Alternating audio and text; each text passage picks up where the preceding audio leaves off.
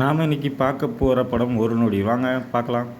இந்த படத்தில் ஒரு பெண் பார்த்தீங்கன்னா மர்மமான முறையில் இறந்துருப்பாங்க. அதை தான் பருத்தி பார்க்குறாரு. இங்கே ஒருத்தன் இளநீ பறிக்க வந்திருப்பான். அங்கே தான் அந்த பெண்ணோட சடலம் கிடந்ததாக சொல்லியிருப்பான். இதெல்லாம் ஒரு பக்கம் போக சகுந்தலா பார்த்தீங்கன்னா தன்னுடைய கணவர் காணவில்லை அப்படின்னு காவல் நிலையத்தில் என்னுடைய புகாரை எடுத்துக்கோங்க, என் கணவர் பேர் சேகர் அப்படின்னு சொல்லிட்டு ஒரு புகார் கொடுப்பாங்க. நம்ம ஹீரோ பேர் பருத்தி இளமாறன். அவர் பார்த்தீங்கன்னா சலூன் கடையிலேருந்து எல்லாமே கடைக்கு விசாரிப்பார். அவர் கடையை சுற்றி எல்லா கடைக்காரனும் அவர் வந்தார் சார், ஸ்கூட்டியை நிறுத்தினார் போனார் சார்னு சொல்லிடுவாங்க. இந்த மதுரையை சுற்றி டிராஃபிக்கில் எங்கே போயிருப்பார், அவரோட மொபைலை வந்து சேஸ் பண்ணுங்க, வண்டி நல்லா அடுக்கு பதிஞ்சிருக்கு, அவர் எங்கெங்க சுவிட்ச் ஆஃப் பண்ணி ஆன் பண்ணியிருக்காருன்னு மொபைலை ட்ரேஸ் பண்ணுறாங்க. ஒரு 8 லட்சம் ரூபா பணத்தை எடுத்துட்டு தியாகுங்கிறவரை பார்க்க போனதா அவருக்கு தெரிய வருது பருத்திக்கு. இன்னொரு பக்கம் பார்வதி அப்படிங்கிறவங்க இறந்தாங்களா அந்த பொண்ணு, அதை பற்றியும் விசாரிக்கிறாங்க.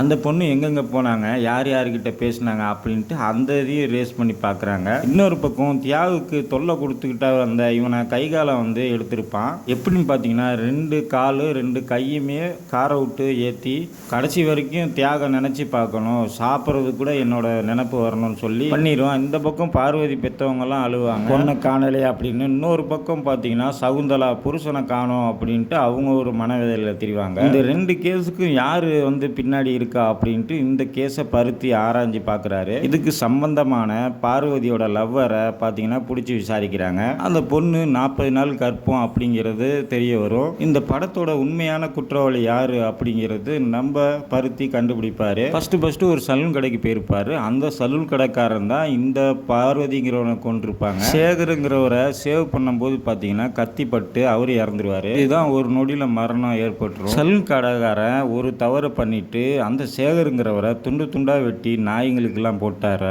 அதை பார்க்க வந்த பார்வதிங்கிற அந்த பொண்ணையும் பார்த்தீங்கன்னா அங்கேயே ஒரு கவரை வச்சு தப்பு பண்ணிட்டு ஒத்துக்காம பார்த்தீங்கன்னா இப்போ 2 குடும்பத்தில் ஒரு உயிர் போயிருச்சு. சலூன் கடையில் சம்பவத்துக்கு பிறகு பார்த்தீங்கன்னா போலீஸுக்கு ஃபோன் பண்ணி எல்லா விஷயத்தையும் சொல்லியிருக்கணும். சொல்லாதனால இன்னொரு பொண்ணு இறந்துடுறாங்க. பார்த்தீங்கன்னா படத்தை இதோட எண்டு கார்டு போட்டுட்டு முடிச்சிடுறாங்க. ஓகே மக்களே, இந்த வீடியோ வந்து உங்களுக்கு பிடிச்சிருந்தா நம்ம சேனலை சப்ஸ்கிரைப் பண்ண மறந்துடாதீங்க.